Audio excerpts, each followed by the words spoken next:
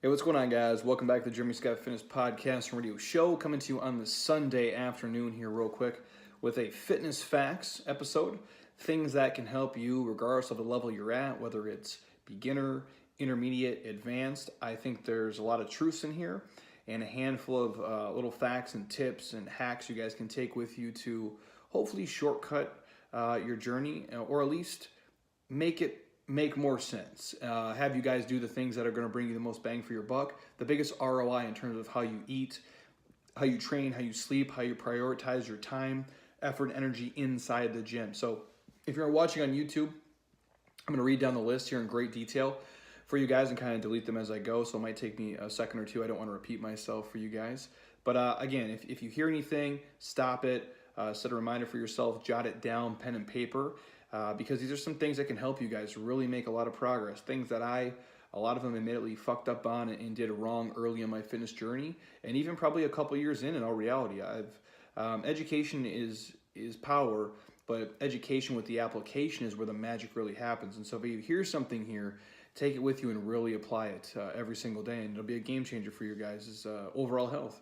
And a side note, just a reminder, our 34 Day to Fit Challenge is kicking off here April the 22nd. If you want to work with me, Alexia Clark, Nikki Metzger, Tommy Baker, and Ben Novak, we have put together a pretty kick-ass program. So if you love kind of the face-melting Metcon stuff, I coach you guys every step of the way inside of a private Facebook group, and you get everything video delivered to you every single day. So it really is plug and play. You guys just have to do the work. And again, April the 22nd, you guys have 6 days left to register. If you want to rock with me, we'll have a good time, get you guys set up this spring and rolling into summer, rocking on all cylinders. So with that said, I'm going to start here. We have about 30 or 40 fitness facts kind of put together for you guys, and hopefully they're useful. So the first one, eating healthy is not crazy expensive. And it's surely not more expensive than junk food, especially when you guys consider the healthcare costs and what it's going to cost you down the road of going super cheap on food. Now, I don't know everybody else's financial situation, what you do, and again, I've made no secret about this. My wife and I are on a ridiculous, crazy, fast-paced journey to pay our house off, and if we get it done in the time frame, we will have paid our house off in about 7 to 8 years from the day that we purchased it, which is fucking insane in America because most people live in debt their whole life. My point being is this: as bad as I want to pay that off like tomorrow, I'm not going to go cheap on food because I know the importance of it. I know how it makes me feel. I know the cost of it down the road if I have something go wrong or if I did something to myself because I ate cheap shit and drank cheap shit and filled my body full of a bunch of garbage. And I don't know where you guys are living right now with your finances and what you do, but obviously for us, food is probably the short of, chunking down on our mortgage drastically fast, the second biggest expense we have is the food, and I'm not really going to budge on that. And I would urge you guys, drive a shittier car, live in a smaller house, wear your clothes a little bit longer, wear less fancy brand names, and fill your body with healthy food. That's how important I think it is. Because without our health, literally we do have nothing. And if I need to set a reminder, remind yourself the last time you had a terrible sinus infection, the last time you had food poisoning, the last time you broke a leg or were out of commission and you couldn't move. You prayed and wished to just be normal. At least I do. When I have a terrible sinus infection and I can't breathe and I can't move and my head feels like it's 1,000 pounds and I can't train, I can't exercise, I pray just to be normal because I value it that much. So that's tip number one. Number two, you guys, trying to be perfect on your diet, whatever perfect means for you, is going to set you up for failure. I would urge you guys to make progress by making small daily changes every single day and creating healthy habits that can last a lifetime. To me, I think that slow earned progress is much better than that I'm going to be perfect for 3 weeks, look a little bit different, and then completely tank it on week number 5 after my, vacation photos are done or after you step on stage. So I urge you guys, don't fuck being perfect. Perfect doesn't exist, not even for me, not for anybody. Admittedly, I'm probably going to go after this to a place called Roaring Fork and eat the most bomb-ass burger that is in Scottsdale here. And I'm going to enjoy every second of it. I'm not going to feel bad about it. So, again, you plan it, you do what you can. But again, don't worry about being perfect. You guys just worry about making progress. Small daily changes over time are going to compound. They're going to change the way you guys look and move and feel. I promise you that. The next one. It's harder to put on 10 to 20 pounds of muscle than it is to lose 10 to 20 pounds of fat. So for all my dudes out there listening, and I'm not saying women don't like this, but I'm generalizing more often than not to hear men say it, I just want to gain 10 pounds of muscle. Do you know how ridiculously hard that is? Without gaining a shitload of fat along the way, it's super tough.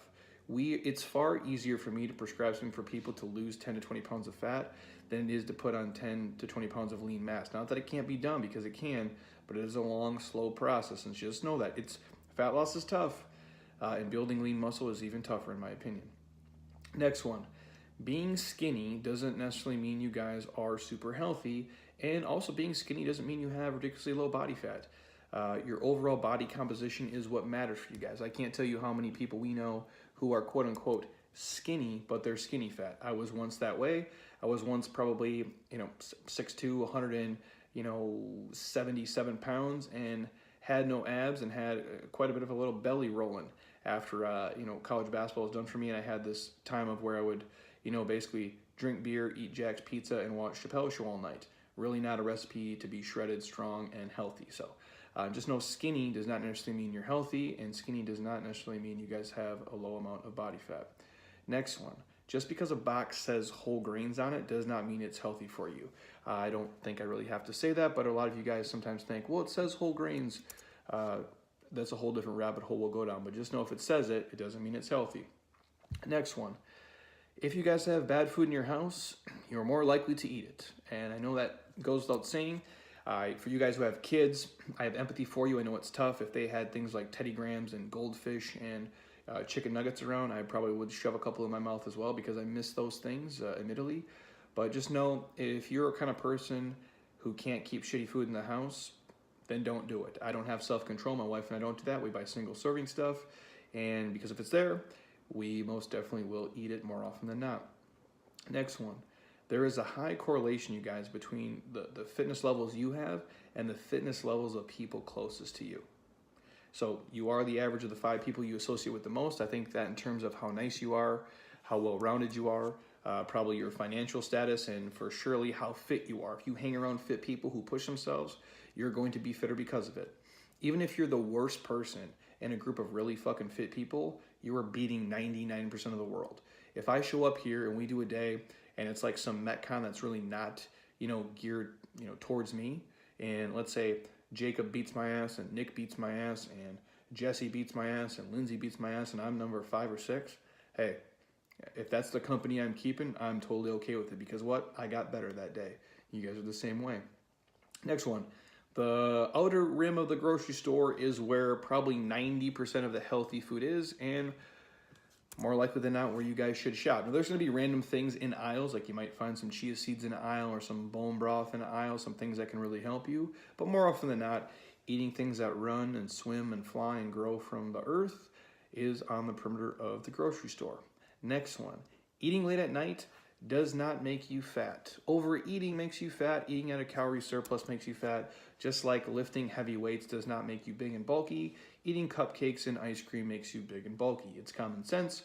Hopefully we have debunked any myth from that. And on a side note, I love you ladies. You're amazing. You're beautiful. You're rock stars. You're way stronger and more powerful than you think. You're way more badass than us as men.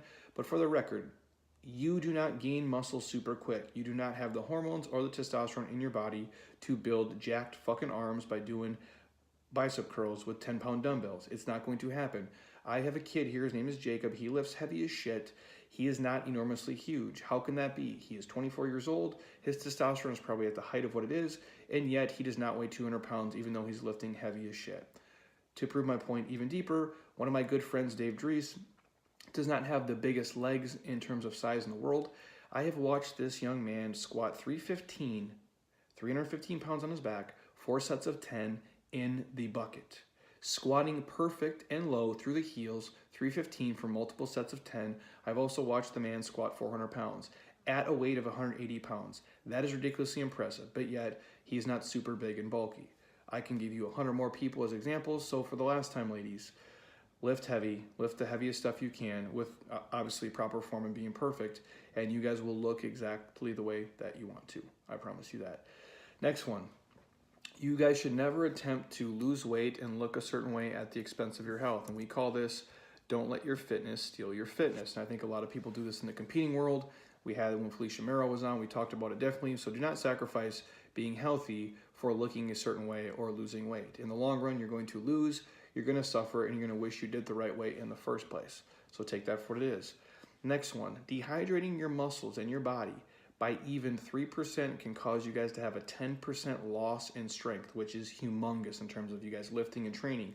So the takeaway, drink a ton of water, most of you at least 100 ounces per day, even more so if you're active or in the summertime. And again, dehydrating your body, your muscles by just 3% will cause at least a 10% loss in strength. Drinking water makes a difference. It's overly simplistic and so stupid. And I get annoyed if I'm ever like sick and I go to a doctor or a PA and they're like, oh, stay hydrated. Like, I know they have to say that because it baffles me how many people don't do it. I don't need to hear it. I drink fluids all day, every single day. And when I don't drink enough water or fluid and I go to sleep and I wake up the next day, I feel like I'm completely hungover and like I went out drinking all night, even though I didn't have any drinks. And oftentimes, you guys, when you are drinking alcohol, it's the dehydration which is causing that massive, terrible hangover. So just put that as a reminder for you. Next one, 80% of people, give or take, I would say 80%, 8 out of 10, who start an exercise and fitness program will quit. The failure rate of fitness and healthy eating and exercise is ridiculously high. I think more so even a lot of injuries because it's hard to do. It's hard to stay the course.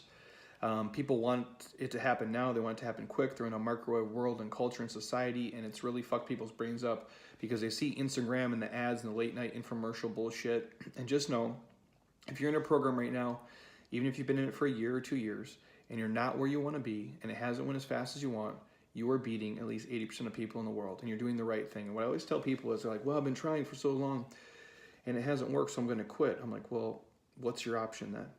You're going to quit fitness and quit a program and a community of people who help you and want to be there and can answer your questions and motivate you and show up for you, and you think somehow on your own it's going to get better? You're only going to get fatter, softer, wrinklier, and unhealthier. That's the reality. So again, when you guys are in it, the biggest thing is just don't quit and stay consistent. We'll touch on that later before I let you guys go. Next one. Strength gains come from legit muscle hypertrophy and the muscle fiber recruitment when you guys are training. So what I would tell you is lift through all rep ranges. If you're focusing on, building muscle, I would say a lot of you guys, and again, we can go back and forth on rep ranges. I like to believe them all. I would say probably don't go for a lot of you guys, any heavier than, you don't have to worry about your 1 rep max. I don't think it matters for most of you guys. 3, 4, 5 reps is as low as I would go. For most of you, probably 5 reps is as low as I would go. And for some of the strength, that hypertrophy stuff, maybe 12 reps is the cap. And live somewhere in that, 8 to 12 rep range, or anywhere from that 5 to 10 rep range. There's some magic for a lot of you that happens around 10 reps.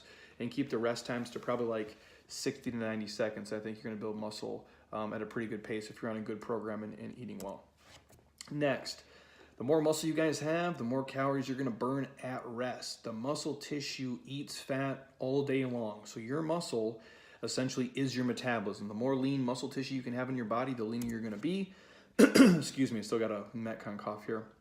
That's why I tell people, my body has to work really hard just to maintain and keep this going. That's why I can kind of, get away with what I can get away with. And the more lean muscle you have, the more efficient you're going to be. So don't be afraid to strength train and push yourself. And again, pick up some heavy stuff once in a while. Next one, once you guys are an adult, you can create more fat cells on your body. That's reality. But you can't lose them. So meaning if you're, this is going to be a crazy number. It's probably in the, millions or billions or trillions, some crazy number of fat cells we have in our body. I could Google it. I don't have it in front of me. But I know the number is a lot. But let's say you guys have 100 fat cells that you're born with. Genetically, you're born with 100 fat cells. And that number is way smaller, but for the sake of the podcast, just ride with me here. 100 fat cells is what we have. Your body can create more. So you can create another 500 by the way that you eat and live your life. And those do not go away. So once you have 100 and you give it 500 more, now you have 600 for the rest of your life. So now you have 600 fat cells for the rest of your life, and they're never going anywhere. You can shrink them down drastically by how you eat.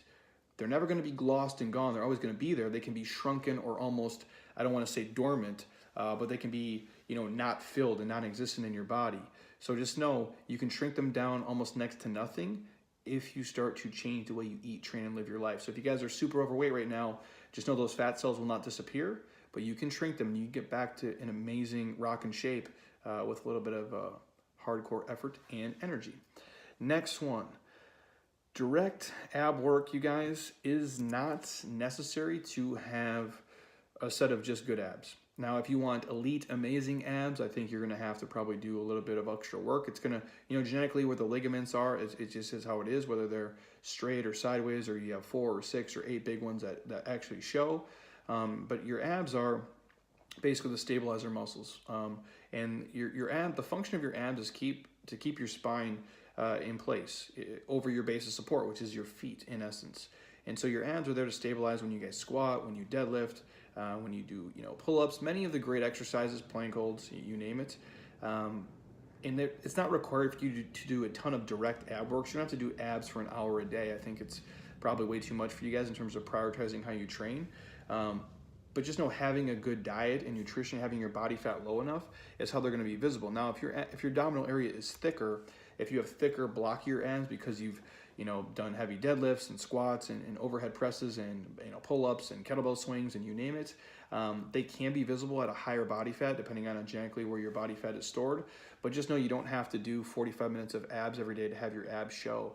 It is a body fat issue, and then obviously genetically how you guys are predisposed. So you can work them. I'm not saying don't work them, but just know you don't have to do abs for 30 minutes a day to get them to show, because the reality is that's not how it works. Hopefully you guys know that by now. Your workout times, the duration of the workout is not as important as the intensity of the workout, if that makes sense to you guys. So it's not about how long you're training, it's about the intensity inside there. So the workout intensity, there's a connection to the amount of EPOC, the afterburn effect of you guys training, to losing fat. So if you want to boost your intensity of your workouts, you're going to burn more fat. That's how it works. That's why HIIT training is great. The real HIIT training, not a lot of the bullshit these fucking gyms are selling you guys, but real in terms of HIIT training, really pushing the limits, true Tabata style. Not a lot of the stuff that they're throwing out there, because everything these guys say is Tabatas is really not that. It's the intensity at which you guys train with is going to make the biggest difference for you in terms of burning fat. That's why I love sprinting as well. That's why I love the short, quick, intense workouts, and as opposed to you guys sitting here for 90 minutes kind of BSing through your day. I think the better intensity you guys can have, it'll save you time to live a life outside of the gym and be lean and healthy and happy. Next one. Healthy testosterone levels are good for men, and they're also good for women. So if you guys, ever get your blood work checked and your hormones are out of whack, it's going to be really hard for you guys to make progress. When your testosterone is rolling the right way and all your hormones are, going the way they should, you guys are going to be much, much better off. Next one here, whole grain bread or whole grains in general typically contain a ton of artificial ingredients, and they're like a chemical shitstorm. So what I urge you guys, when you're looking at breads, pick one that uses whole food ingredients. If you want my 2 cents, I would say like the Ezekiel products are probably some of the best overall. I haven't looked at every single Ezekiel product, but they do make a lot of really good stuff from sprouted grains, and they do good work, and they have to be refrigerated. So again, you're kind of dealing with the right stuff. Next one on my list. The average person can store about 500 grams of glycogen in their system. Excuse me, that Matt count's coming back to haunt me. So again, the average person can store about 500 grams of glycogen in the body, meaning your body can hold about that 500 grams of that legit carbohydrates in the system at one time. So take that for what it is when you guys, if you're endurance runners or you're training or you're looking at certain things and numbers wise in terms of macros and what you're putting in, that is about the number for most of us. Next one. You burn more calories, you guys, during the 23 hours you're not exercising as opposed to the 1 hour you're exercising or the 30 minutes you are exercising. So that's why I say what you're doing outside of the gym in terms of how you guys sleep and how you eat is crucial, and it's important. And that's why I say your muscle is your metabolism. So the more efficient you guys can be in your life outside of the gym, the more progress you guys are going to make. Man, this is brutal. Overall. So again, you guys burn more in the 23 half hours outside of the gym every day than you do in the 30 minutes. That's why I don't believe in the my heart rate zone. And I'm nothing against it. I just don't think you guys, I burned 500 calories. In the scope of your entire day, it's a drop in the bucket, man. It really isn't anything. It's what you do outside of this that's going to have an even bigger impact. That's why I say being so efficient with sleep and food and having the training make sense is the biggest game changers. Next one. You're never too old to do squats. or deadlifts, in my opinion. I really don't believe that. I don't care if you're 90 years old. You can probably do some form of hip hinging and some form of squatting for sure. It's how we get on and off the toilet. And I've shared this stat before. It's why 3/4 of people are in nursing homes. It's because they can't get on and off the toilet by themselves. I mean, they can't do 3/4 of a body weight squat, which is a really sad fucking thing to see. Hopefully I'm never in that position. I can hold on to my mobility in some version of strength my entire life if I make it to 90.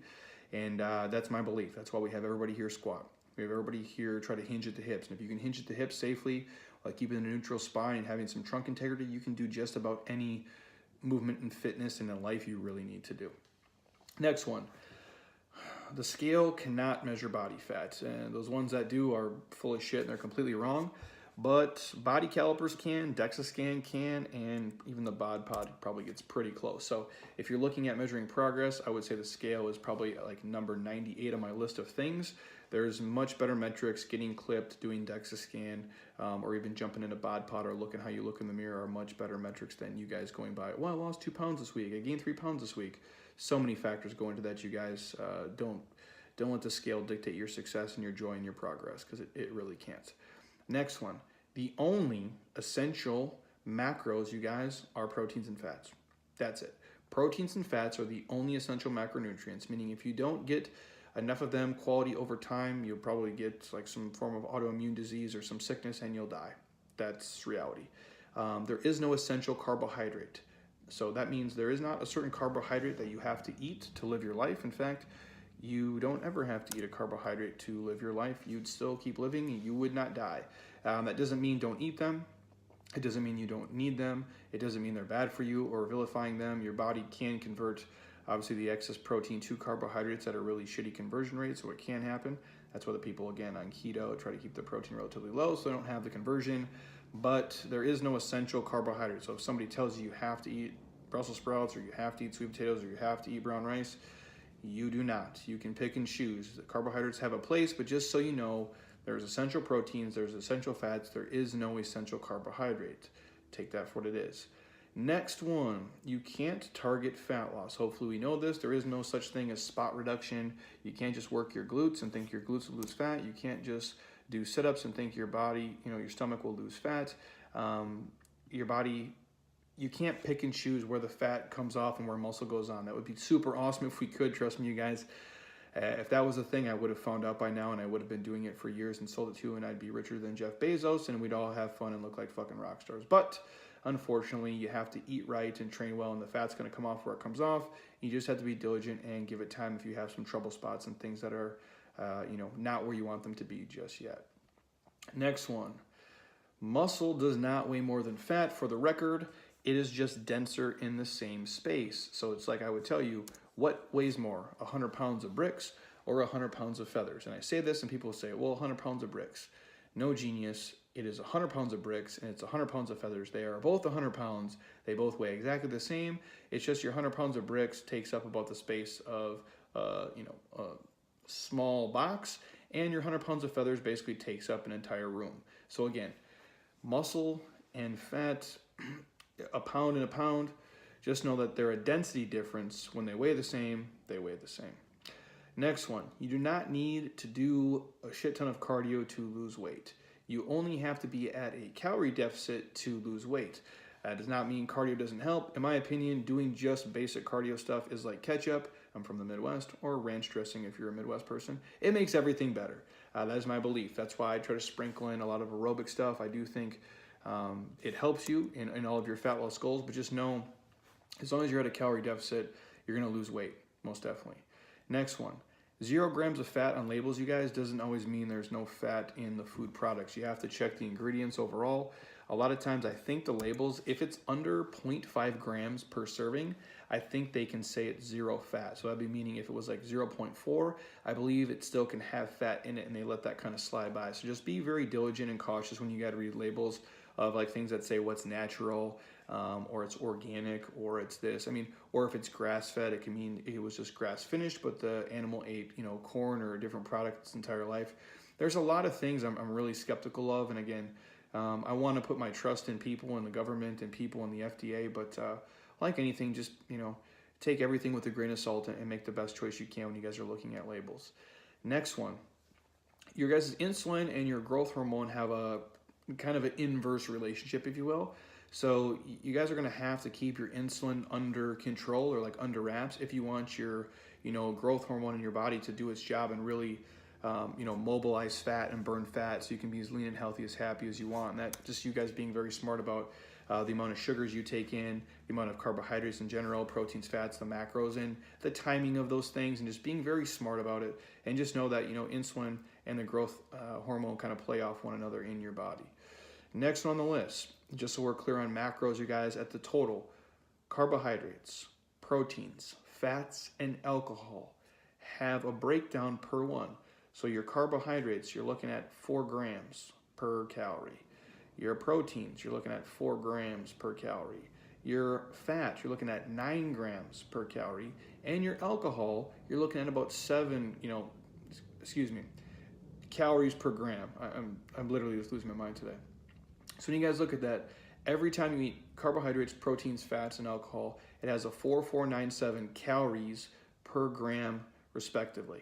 So take that for what it is. So just know, you guys, when you're tracking macros, that's how you would deduce alcohol, your fat, and your proteins and your carbohydrates. So every time you guys eat carbs, proteins, fats, and alcohol, it's 4, 4, 9, and 7 calories per gram for your carbohydrates, proteins, fats, and your alcohol. Obviously, fat being the highest calories per gram, and that is kind of the breakdown. So when you're tracking things, just know that will be how it breaks down in your macro ranges.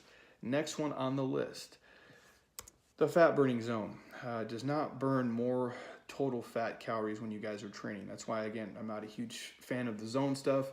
I like you guys to track things with overall numbers and ranges, but just know only the higher percentage of calories matters burned during the workout. Not, oh, this percentage was fat, this percentage was muscle. Like, again, how accurate that really is, who knows in each of us in the individual bodies. So that's why I wouldn't worry about training in the fat burning zone. I'd worry about you guys just getting up and crushing it and just burning as many calories as fucking possible during the workout and let the chips fall where they may. If you do that over time, I think you'll be way more successful than just staying in the fat burning zone. I give the example all the time. Like, you think when LeBron James goes to practice and plays in a game or he's training, he's just trying to quote unquote train in the fat burning zone? No, he's out there punching it. You think when Adrian Peterson is hitting the weight room, he's trying to stay in the fat burning zone? No, he's going in there to fucking crush it. And I understand that they might not be going for fat loss as the goal. They're training for more performance, but they look pretty freaking good, don't they? So if you guys would attack it with the same intensity, I think you'll end up in the same wheelhouse. Next one. You guys can eat anything you want in terms of food and lose weight. You can eat Sour Patch Kids, gummy worms, Doritos, Taco Bell, drink 6 Mountain Dews a day. If you're in a calorie deficit, you can lose weight eating all that shit. But the weight loss doesn't always equal fat loss and doesn't always change your composition and make you healthier. So that's the thing. That's where people fall into kind of this weird area when they're doing, if it fits your macros. They're crushing Pop-Tarts every day. They're eating donuts. They're eating a bunch of processed shit that's not helping them in terms of micronutrients or making their body healthier. But if they are at a deficit, they can lose weight. But that does not necessarily mean that they're going to lose a huge amount of body fat with that. There will be some. But again, I would urge you guys to eat, quality whole foods, eat the treats and stuff when you want to, and just know that's why I say weight loss doesn't always mean that you're healthy. Weight loss and being skinny doesn't always mean that you're fit and that you're doing the right thing. So just bookmark that one. Next on the list, when people say lactic acid, they'll say it all the time. Oh man, I'm so sore. There's lactic acid from a couple days ago. Lactic acid, you guys, is not caused by DOMS. And when I say DOMS, I'm talking like the delayed onset muscle soreness. Lactic acid does not cause that effect. Lactic acid in your body typically returns to normal levels within about an hour of you guys finishing exercise and training. So if you're sore 3 days later, lactic acid is not the cause of that delayed onset muscle soreness. Micro tears in the body, inflammation, 19 other things going on in your body, and just know it's not the lactic acid. So when you hear people say that, you don't have to correct them and tell them they're crazy, but just know they're crazy in your head when you guys are listening. Next on the list, your weight loss and your fat loss is a physical challenge, but it's just as much of a mental challenge as it is physical. Your weight loss and your fat loss is just as much of a mental challenge as it is a physical challenge. I promise you that. Some of the people here I've seen the most successful are the ones who are willing to be diligent, take their time, put their best foot forward and be consistent and know that mentally they have to win the battle when their kids have a bunch of shitty food around them. They have to win the battle when they're at a birthday party. You have to win the battle when they're at a happy hour. You have to win the battle at the office. They have to make the right choice when they're at the airport and they're stuck. That's a mental game.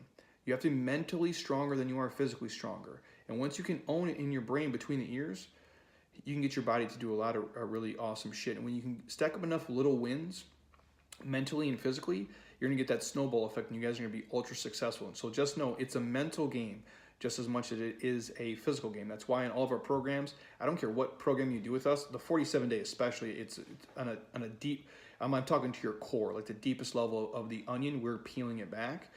But that's why we coach fitness as the physical, mental, spiritual, and emotional side of fitness. And here's my side note. A lot of our people don't even know we do this.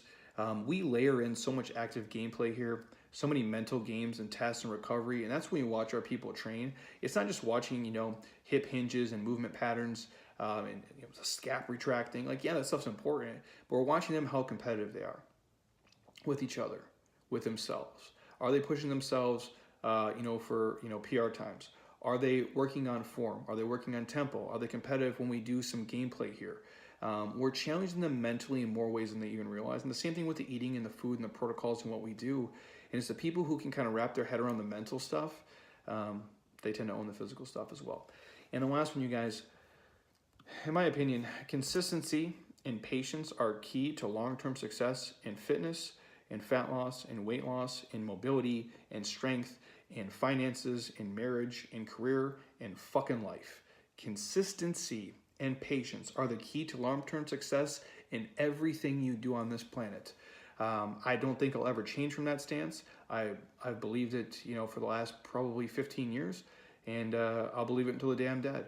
The only reason I can sit here and talk to you guys and thousands of you guys listen to me ramble on is because I'm consistent and I'm patient. That's how I've gotten here. That's how I have the marriage that I have. That's how I have the finances I have. That's how I have the body that I have, and I live the life that I do. I'm not super talented.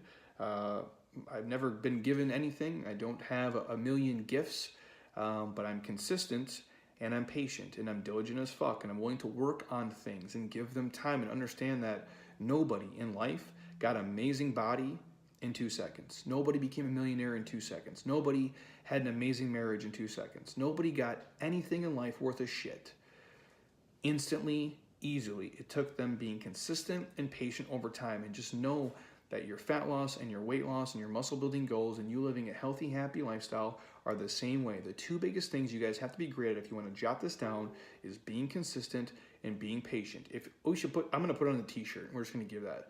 I'm actually writing that down right now. If you guys are on YouTube, you can watch me actually jot this down on pen and paper because I think it's that important. So consistency and patience, you guys, are the key in your fitness life, but outside of that as well. And that's why I say everything is fitness and everything is not fitness. It's all interconnected and it's all intertwined. So if you can be consistent and patient in your life with your wife, with your kids, with your schooling, with your career, with your fitness, with your eating, with everything you do, you guys are going to have long-term success. It's just wash, rinse, repeat, being consistent and being patient over time. You guys are going to win. While other people are sprinting to get super fast results, doing fad, quick shit, chasing this kind of diet, this kind of workout program, chasing Bitcoin, chasing this, chasing that, you guys play it, slow, the long game, and understand that, God willing, you're going to live a long, amazing life, and you're going to win the marathon.